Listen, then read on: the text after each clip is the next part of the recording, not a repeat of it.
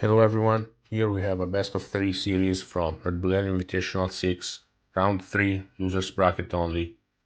Opponent is SoulWind, former Smogon Classic winner, not a Red Bull Yellow mainer, but still a very high profile.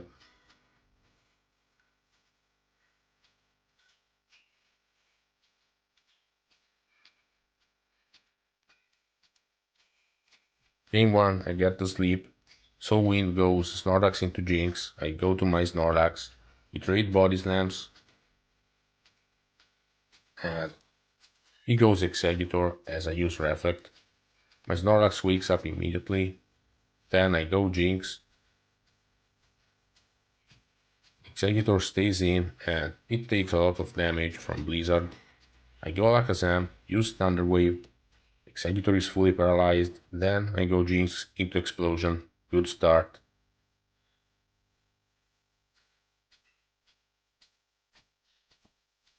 Then Thunder Wave on my Chansey, Thunder Wave on SoulWind's Snorlax.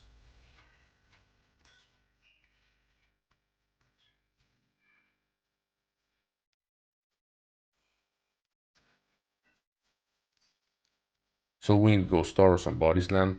I go Cloyster, critical hit, so I decide to use Explosion because the stat is at 73%, so it's in range.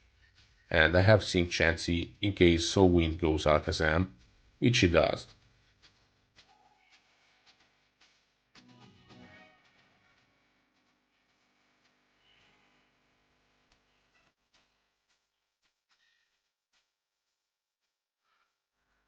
Sync connects, I go Tauros, Snorlax uses Rest,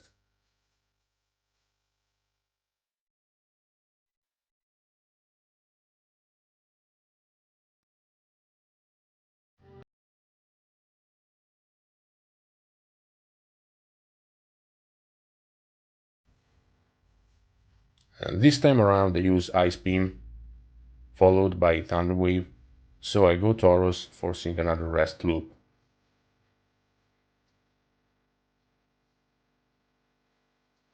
I predict Rest by going Alakazam, then make a double switch to Snorlax, so more damage on Tauros.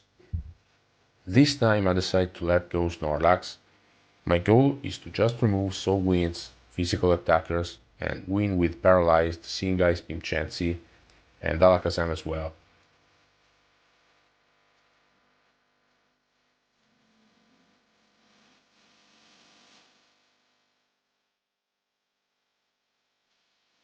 I use Sing against Snorlax again. It connects at second attempt again.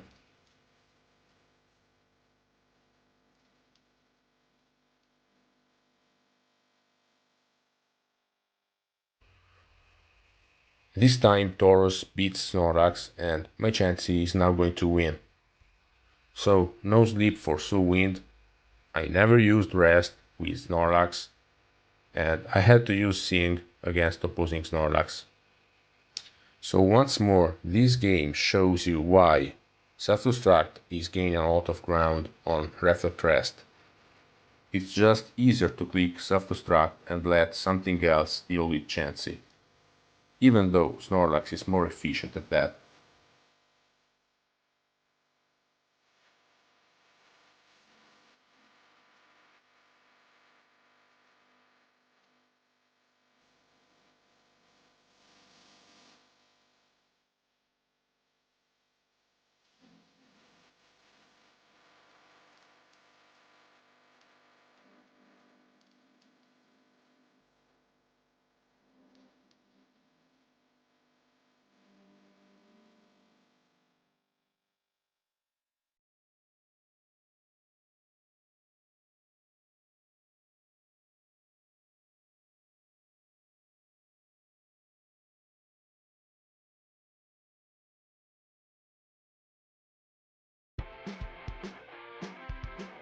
Game 2 Starmie to trade Blizzard.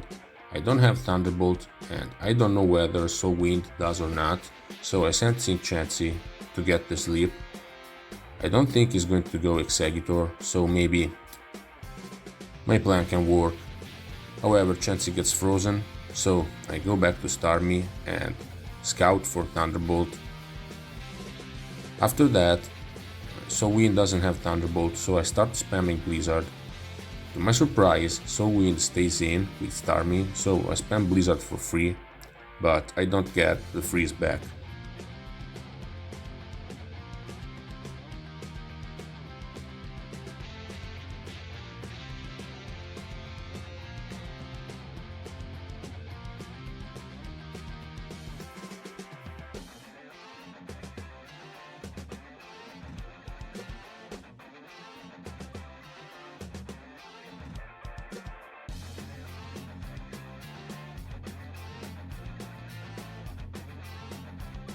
Zapdos comes in, so I sacrifice Chansey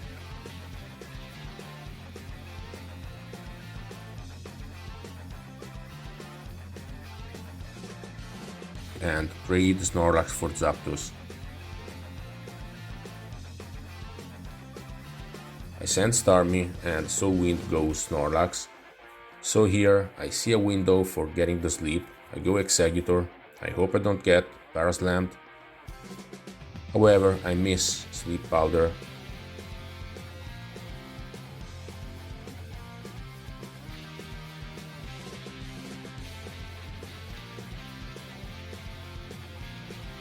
Turn 34, I decide it's time to explode. Starmie is going to leave Explosion. So, going Starmie is the correct move on SoulWind's side, but I didn't feel like clicking Sleep Powder was reasonable. Felt like it was too risky. This way, I have to use Tauros to finish Starmie because I don't have Snorlax anymore. So, Cloyster becomes my win condition. Then I go Cloyster on predicted Hyper Beam. However, I miss Blizzard. I get a crit Blizzard on Chansey, but I miss Clamp. So Starmie is my last hope, but it goes down quickly as well. So, not much I could have done here.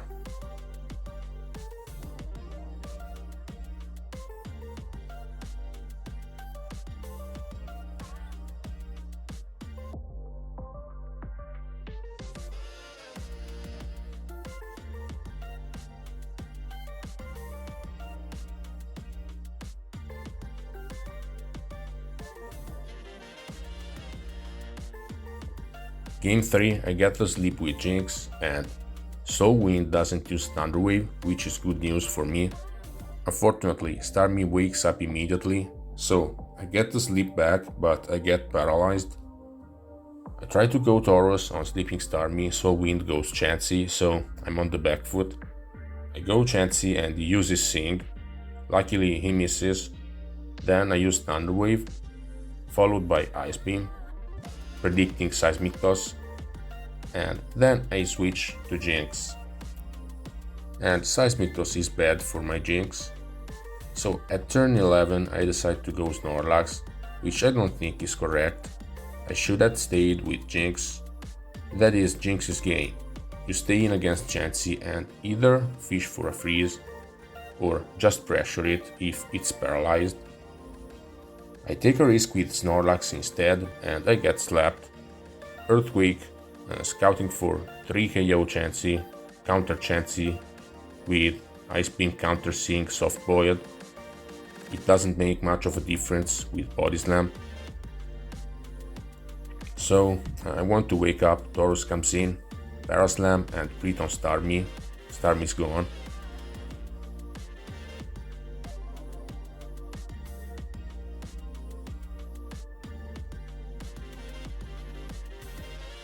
Snorlax wakes up, so we have a Snorlax Ditto.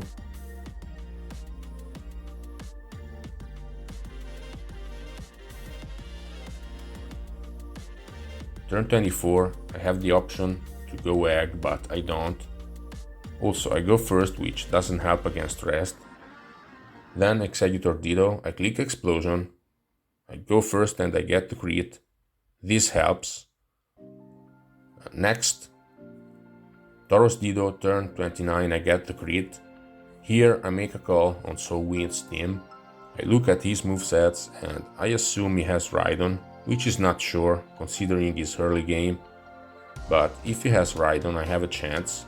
By predicting Hyper Beam with Chansey, knockout Tauros, then Chansey is faster.